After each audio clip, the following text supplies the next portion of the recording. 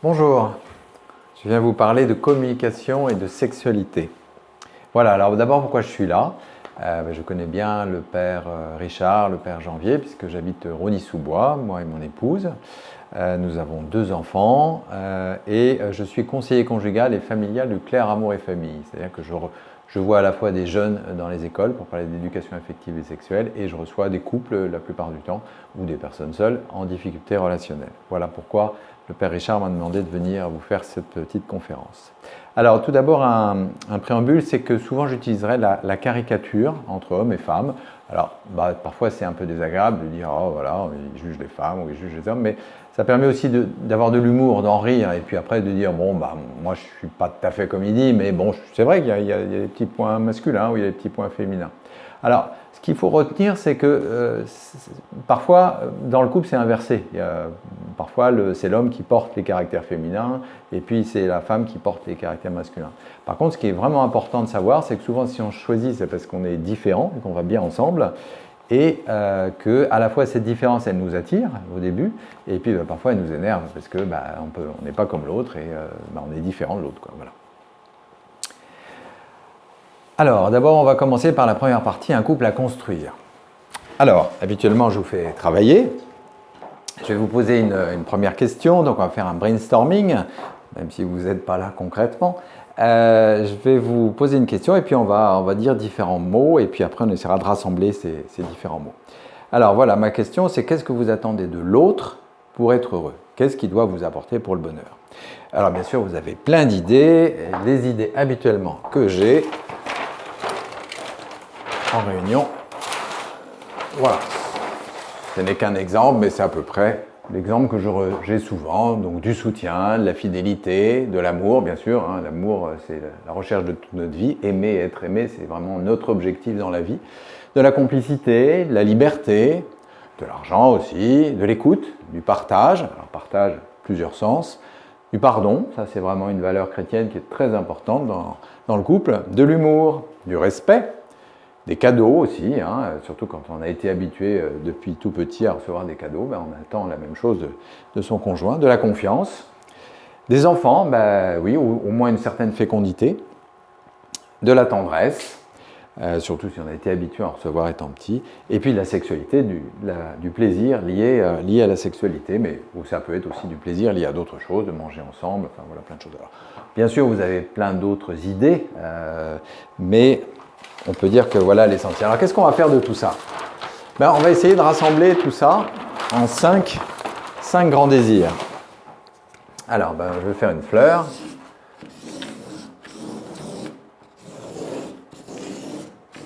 Voilà. Et l'amour, je vais le mettre là. Sûr que je ne repeigne pas les murs du presbytère, mais ça va pour l'instant, c'est bon. L'amour, effectivement, c'est au milieu de tout ça. Qu'est-ce qu'il y a si je dis il y a 2 pétales qui vont toucher plus le corps? Alors, j'entends les réponses d'ici. Il y en a un qui va effectivement être le plaisir, la sexualité, le plaisir de manger, voilà.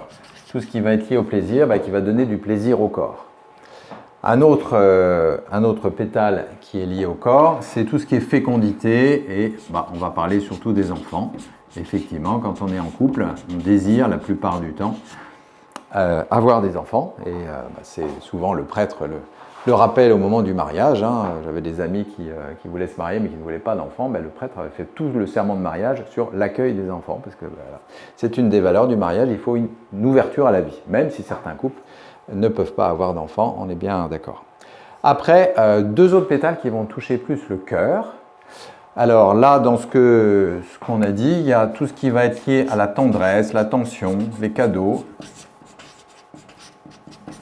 Alors, je vais mettre tendresse. Et puis un grand pétale aussi qui est important et qui est en général ce pourquoi la plupart du temps les gens viennent consulter en conseil conjugal, au moins c'est le point de départ, c'est l'écoute, la communication. Voilà, on n'arrive plus à communiquer, on n'arrive plus à se parler, on ne dit plus que des banalités. Bien sûr, on parle, mais on parle des faits, des enfants, de la vaisselle qu'il y a à faire, des tâches, etc. Mais on ne parle plus sur l'essentiel. On n'arrive plus à partager de ce qui nous fait vivre, de ce qui nous fait espérer, de ce qui nous fait grandir, et on ne sait plus ce qui fait grandir l'autre. Voilà. Et puis un dernier pétale que j'appellerais exister. Qu'est-ce qui nous fait exister?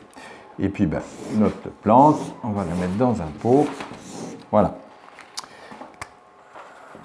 Pas très fort en dessin, je suis désolé. Alors, maintenant, si je reprends mes différents pétales, le plaisir, effectivement, si on écoute la télévision, les médias, on a l'impression que la sexualité, le plaisir, c'est ce qu'il y a de plus important. Du moment qu'il y a du plaisir dans le couple va tenir. Non, c'est pas du tout évident. Le plaisir, il est sinusoïdal, et le plaisir, il va se nourrir, spécialement chez la femme, des autres pétales. Si la femme ne se sent pas exister en tant que femme, dans une certaine féminité, qu'on lui dit pas qu'elle est féminine, etc.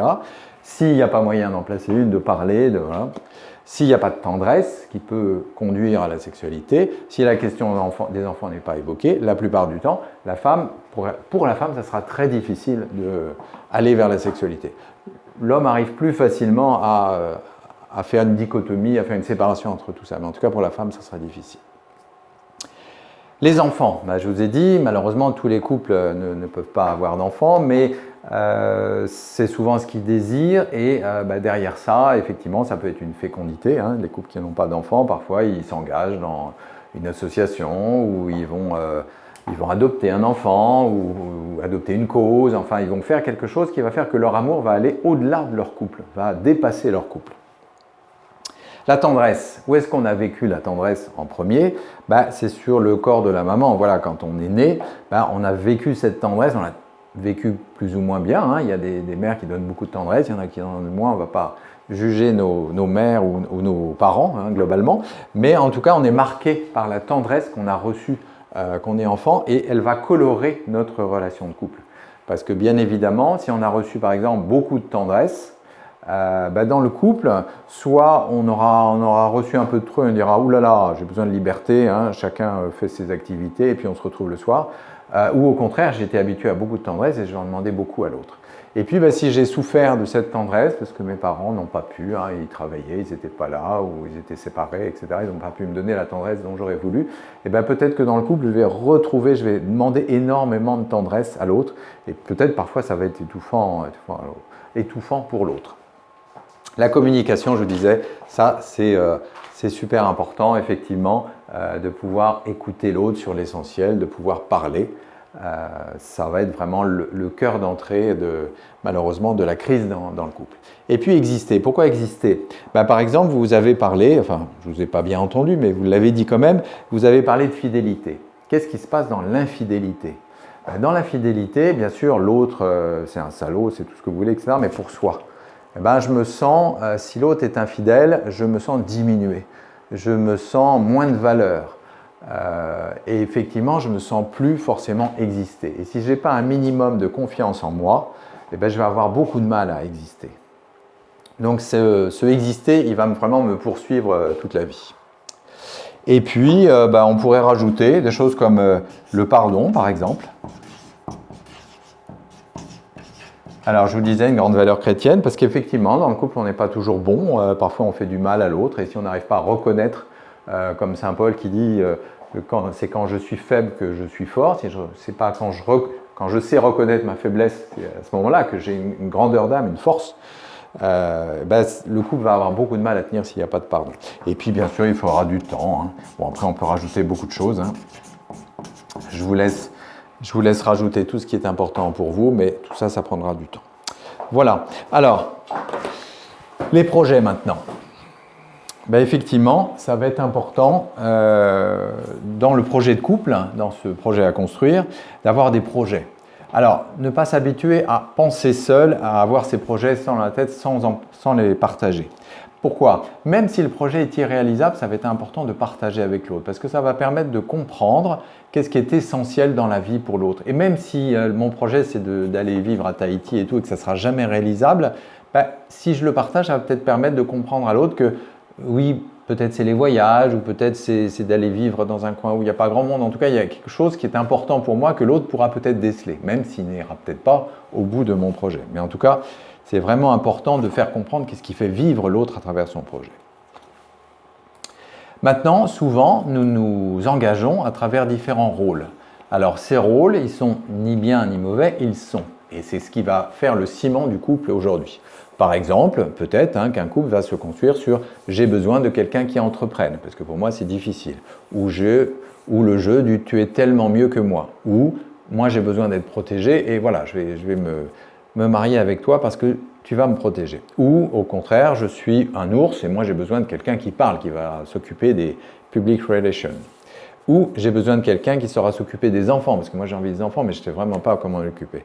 Ou je me sens tellement mal aimé, j'ai besoin de quelqu'un qui m'aime, qui me fasse vivre, etc. Alors ces rôles-là, je vous ai dit, ils sont. Ce qui va être important, c'est de pouvoir bouger éventuellement par rapport à ces rôles. Alors, je vous prends un exemple un peu plus concret. Une petite fille donc, qui a 10 ans et puis 3 petits frères derrière elle, donc plus jeunes.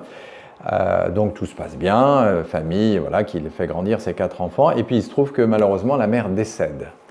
Et quel va être le rôle que va prendre cette petite fille naturellement?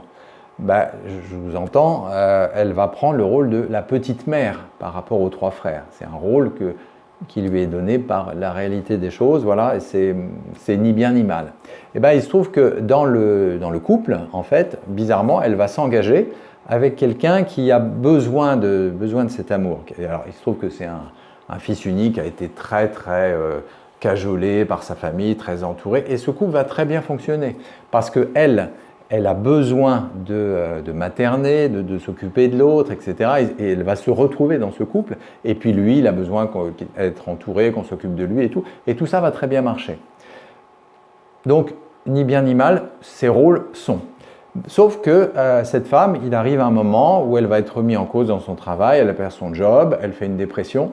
Est-ce que le mari est prêt à changer de rôle, à changer de casquette et à dire, voilà, il va falloir maintenant que je m'occupe de ma femme et que je prenne un autre rôle? Il y a énormément de choses dans la vie qui vont nous faire bouger de nos rôles et ce couple, il va évoluer. Et donc, il ne faut pas se cramponner à notre rôle en disant, attends, moi je me suis engagé pour être protégé, il n'est pas question qu'on en change. Non. Le couple va évoluer, mais il faut bien l'avoir en tête. Alors aussi, quitter son père et sa mère va être importante. Dans le premier livre de la Bible, la Genèse, on peut lire « C'est pourquoi l'homme quitte son père et sa mère, s'attache à sa femme et ils deviennent une seule chair. » Donc on a besoin de quitter père et mère pour faire une seule chair avec l'autre. J'ai rencontré des couples où c'était compliqué parce que il venait en conseil conjugal, ce monsieur décidait des choses avec sa femme et comme il avait sa mère tous les jours au téléphone, il était prêt la plupart du temps le soir à rediscuter ce qui avait été décidé en couple avec sa mère. Et ça, c'était insupportable pour sa femme qui ne se sentait pas exister dans les décisions qu'il prenait à deux. Alors là, on va entendre un dialogue de Raphaël et Marie, sur le choix des parents ou du conjoint.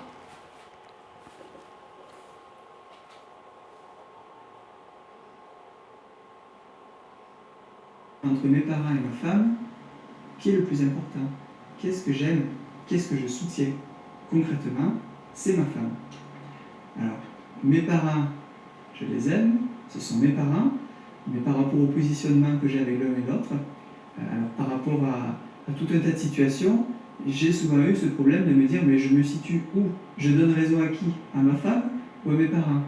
Et c'est vrai que là, l'éclairage du Christ, de se dire, qu'est-ce qui est juste dans cette situation rencontrée, m'aide à prendre le parti vers ma femme et surtout à discuter s'il peut y avoir quelques points où on peut dire, mais quand même un petit peu d'abus, quelque chose qui n'est pas tout à fait juste là, de pouvoir le réajuster après avec les parents, mais de me mettre moi du côté de ma femme. Alors, attention aussi à ne pas systématiquement remplacer le conjoint ou trouver des qualités chez ses parents qui ne seraient pas chez mon conjoint et donc de les remplacer par le conjoint parce que mes parents sont soit très intelligents, soit très disponibles, soit ont les meilleures décisions, etc. Voilà, un petit exemple. Ah, ça y est ma chérie, c'est le week-end, alors qu'est-ce qu'on fait ce week-end ? Écoute, ça fait longtemps qu'on s'est installé quand même, on n'est pas arrivé à planter les cadres, donc j'ai invité papa pour venir mettre les cadres en place. ton père pour mettre les cadres. Mais attends, mais moi je suis tout à fait capable, je t'avais dit que je le ferais, je suis capable de planter 5 clous, c'est vraiment pas compliqué, sauf que j'ai pas eu le temps depuis qu'on a emménagé. Il n'y a rien d'extraordinaire, pourquoi faire venir ton père? Ah, ben oui, mais tu le dis, moi j'ai besoin d'être installé, de me sentir bien dans cette maison, et puis papa, voilà, ça lui fait plaisir de l'appeler, c'est un bon bricoleur et tout. Ah, c'est un bon bricoleur, parce que moi je suis pas capable de planter un clou, c'est ça que tu veux dire, hein? Voilà, donc attention, on peut vite se sentir jugé si le parent va remplacer l'autre. J'ai connu des couples qui se séparaient pas que pour ça, mais où le rôle finalement du conjoint était remplacé par un des parents. Il se trouve que c'était pour récupérer les enfants le soir à l'école, il n'était jamais disponible, il était toujours en retard. La meilleure solution que le couple a trouvée, c'est de demander aux grands-parents qui étaient disponibles. Au début, ça a bien marché, sauf que petit à petit, c'est un père qui n'avait plus beaucoup de rôle dans le couple, et c'est un couple qui s'est séparé pour d'autres choses, mais entre autres pour ça. Voilà, dans la Bible, on lit bien sûr aussi « Tu honoreras ton père et ta mère ». Il ne s'agit pas de laisser les parents de côté ou de les dénigrer ou quoi que ce soit.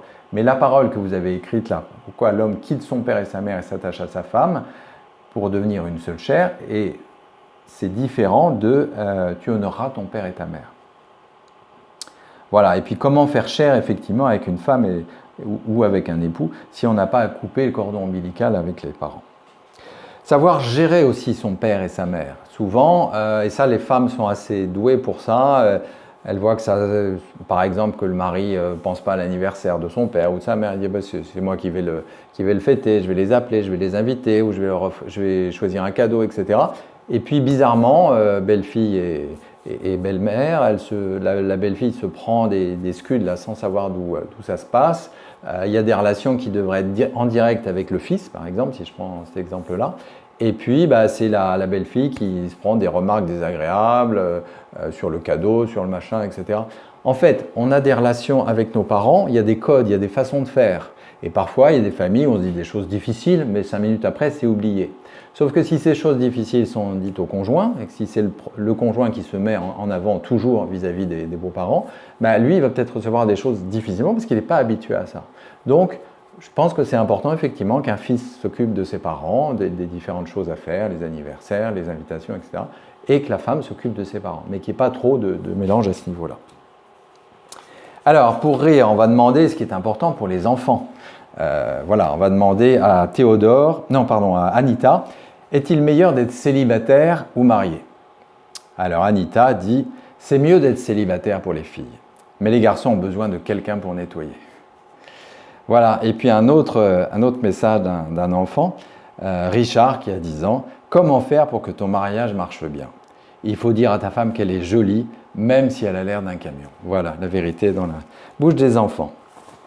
Alors, on va passer à la seconde partie sur la communication. La communication est vraiment quelque chose d'essentiel dans le couple puisqu'elle permet de fonctionner mieux, de faire exister chacun dans le couple. Et comme je vous ai dit, tendresse, sexualité, fécondité vont se nourrir de cette communication. On dit que l'amour rend aveugle, mais pas sourd et muet. Nous avons souvent tendance à à croire que parce que nous pouvons comprendre immédiatement l'autre, nous allons partager ses désirs, ses sentiments, ses états d'âme. La réalité est souvent autre. Il faudra savoir expliciter à l'autre et être attentif à ce qu'il dit. Joyce Jonathan, dans sa chanson, dit « Tu comprends tous mes silences, tous mes moments d'absence ». Et pourtant, beaucoup de femmes, beaucoup d'hommes aussi, disent que c'est pas si évident que ça de comprendre l'autre, parce que on vient d'une autre planète. Certains disent qu'on vient de Mars ou de Vénus, mais effectivement, c'est difficile. Alors l'écoute, elle peut être faite de conseils, de jugements, d'interprétation, d'enquête, d'accueil, support, de compréhension ou d'empathie. Par exemple, et bien sûr, vous comprenez qu'on va de mieux en mieux, plus on va vers le bas. Par exemple, votre femme ou votre mari arrive le soir en disant « Oh, mon chef m'a pourri la vie aujourd'hui ». Si vous répondez en matière de conseils, qu'est-ce que vous allez dire? « Ah, mais je t'avais dit de faire attention à ce qu'il dit. » Si vous raisonnez en matière de jugement. « Ah, mais toi, tu donnes trop d'importance à ce que dit ton chef, tu devrais prendre du recul. » Interprétation. Mon chef m'a pourri la vie aujourd'hui. Ah, mais ça, c'est parce que toi, tu as toujours quelque chose, tu vas chercher des détails où il n'y en a pas besoin, etc. Et je comprends qu'il t'ait dit ça. Vous n'avez pas jugé, vous n'avez pas écouté ce qui s'est passé, mais vous avez déjà jugé l'autre. Enquête. Ah bon, mais qu'est-ce qu'il t'a dit? Pourquoi est-ce que ça t'a pourri la vie autant que ça? Accueil, support. Je vois bien que tu n'es pas bien aujourd'hui. Voilà, là, c'est un peu le coup de pommade. Compréhension. Tu as dû avoir une journée horrible, ma chérie, ou mon chéri. Et puis empathie. L'empathie, c'est chacun est sur sa colonne, hein, et je descends de ma colonne pour aller sur la colonne de l'autre. Je me mets à la place de l'autre. Hein. Et donc, si je suis dans l'empathie, c'est dur une journée comme ça. Voilà, j'essaye de me mettre à la place de l'autre. Écouter, c'est être accessible, attentif, même quand il est tard et que je suis fatigué, que je n'ai pas envie de parler, que ce n'est pas le bon moment. Alors parfois, si on ne peut vraiment pas et qu'on s'endort, remettre la discussion à plus tard, mais sinon, la plupart du temps, essayer de donner du temps à l'autre. Se forcer à l'écouter en mettant de côté ses préjugés et en l'écoutant jusqu'au bout. C'est en montrant à l'autre qu'on le comprend, pas qu'on est d'accord, on n'est pas toujours d'accord, mais au moins qu'on comprend, qu'on l'écoute, que l'autre pourra aller jusqu'au bout de ses idées et pourra se confier dans ses pensées les plus intimes. Quelle importance de rectifier un petit point, etc., si on pense que ce n'est pas l'exacte vérité. Ce qui est important, c'est ce que l'autre va dire, comment il l'a perçu. Quelle importance de proposer aussi une solution trop vite, mais tu devrais faire ci, tu devrais faire ça. Mais je te l'avais dit. Bon, si l'autre n'en veut pas, l'autre, il a surtout besoin d'être entendu, d'être écouté. Voilà. Être entendu permet d'être plus objectif et parfois de relativiser pour celui qui écoute. Ça lui permet de décoder, d'être plus exact dans sa compréhension.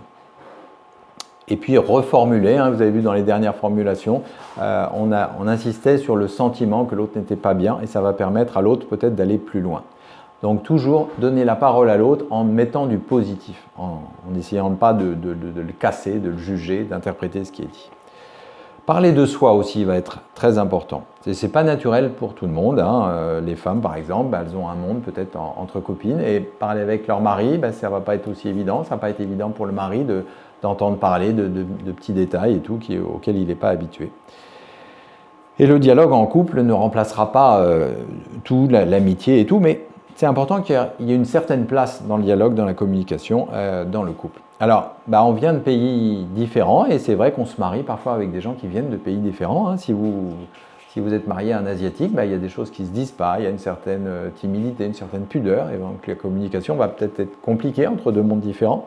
On vient d'une certaine famille où il y a des tabous, au contraire, moi je viens d'une famille où on parle de plein de choses, ça va être différent et d'un couple à l'autre, dans le couple, de l'homme à la femme, ça va être parfois compliqué.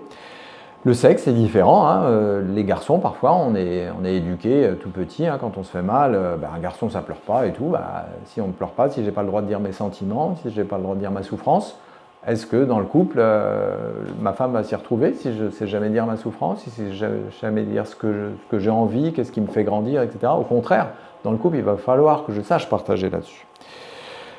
Ça peut être lié au contexte du couple. Parfois, je préférerais me taire. Parfois aussi, il y a une confiance en moi, plus ou moins solide.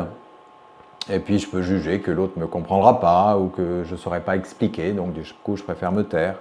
Ou j'ai peur qu'elle le prenne pour elle, donc je ne dis rien. Et puis de toute façon, il ne pourra pas s'empêcher de réagir, donc ce n'est pas la peine que je parle. Faire attention au tu, tu, qui tue, tue. Dans la façon dont je vais répondre, etc. Essayez de parler en disant moi je et pas tu. Savoir parler ouvertement et écouter attentivement. Beaucoup de couples consultent au bout de 5 ans en 10 ans pour des problèmes de communication, je vous l'ai dit. Alors, il y aura des difficultés à communiquer entre hommes et femmes. On parle d'un cerveau gauche, d'un cerveau droit, différent, voilà. Il peut y avoir une différence de parole entre un certain qui va être mutique, qui ne va rien dire, et puis l'autre qui va parler. Et souvent, c'est des cercles vicieux où ça va être difficile de s'arrêter.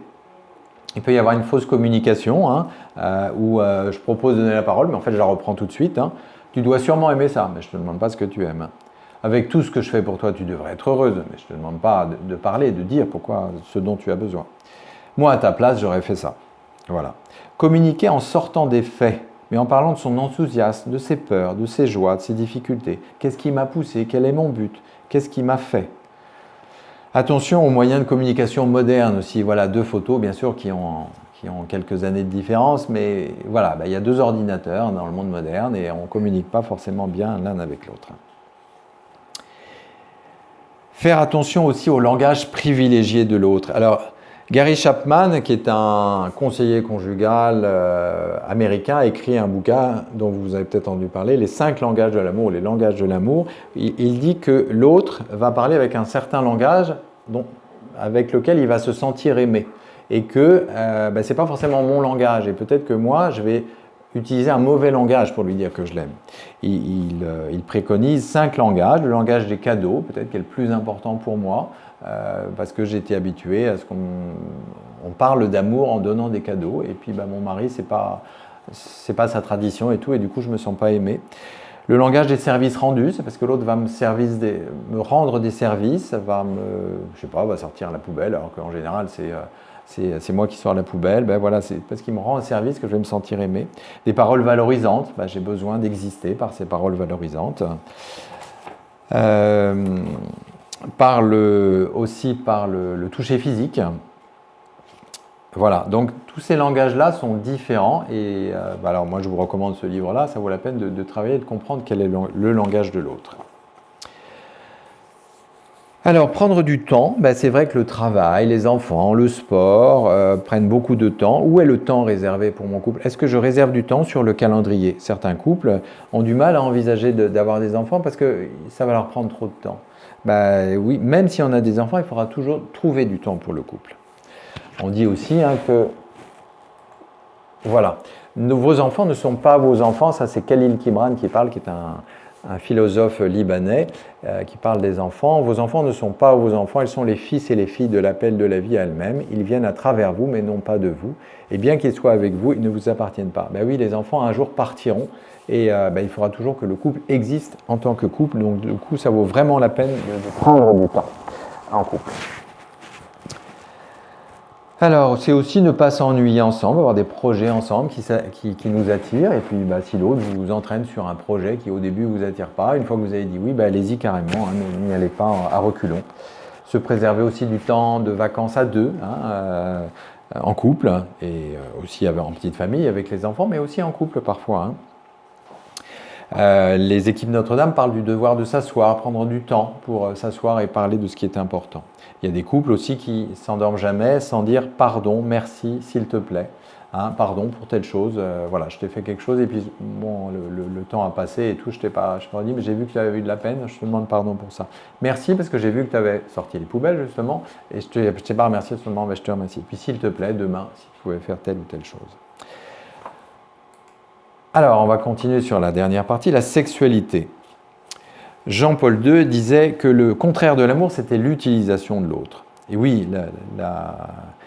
l'utilisation de l'autre va être une perte d'amour. Et la sexualité, au contraire, ça va être comment faire grandir l'autre. Et la vision de l'Église sur l'union sexuelle est à la hauteur de l'union du Christ et de l'Église. Et du coup, la vision de la sexualité par l'Église a beaucoup d'importance. Jean-Paul II parlait de fonctions procréatives, donc d'avoir des enfants, et unitives, qui va unir le couple. L'hypersexualité dans notre société fait que nous avons plutôt plus à en dire ou à entendre quelque chose que nos grands-parents. Mais nous attendons peut-être trop de cette sexualité. Nos expériences ou notre non-expérience de la sexualité, ce que nous avons pu voir volontairement ou non volontairement, je pense à la pornographie par exemple, est-ce que j'ai vu... on va peut-être pas arriver jusqu'au bout, c'est pas bien grave. Ce que j'ai vu éventuellement dans la pornographie et qui a pu salir mon image de la sexualité, comment je vais arriver à refaire grandir, enrichir cette vision de la sexualité. Peut-être que le sacrement de la réconciliation devant un prêtre, pour laver ça, me redonner une image positive de la sexualité, va m'aider à grandir dans la sexualité, pour effacer un petit peu ces images et ce diktat de la sexualité que je peux avoir en tête.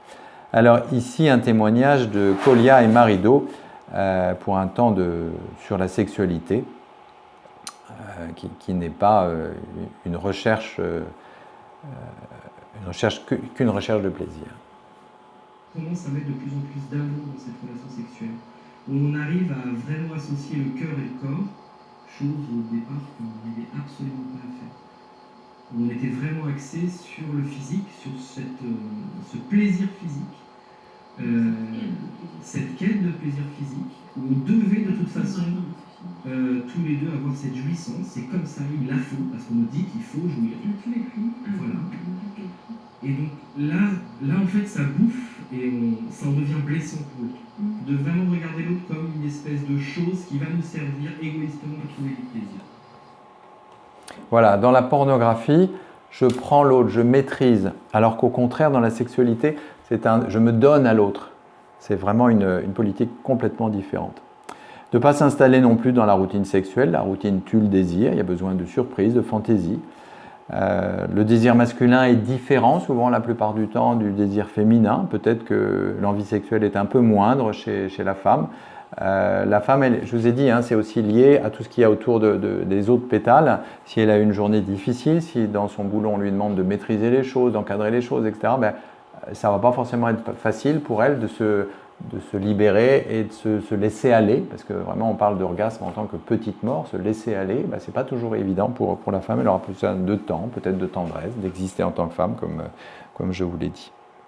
Et pourtant, autant les hommes et les femmes s'intéressent à la sexualité, mais le chemin est différent. On dit que l'homme a besoin de la sexualité pour être bien, et on dit que la femme, elle a besoin d'être bien d'abord pour pouvoir consentir à la sexualité. Donc le chemin n'est pas le même.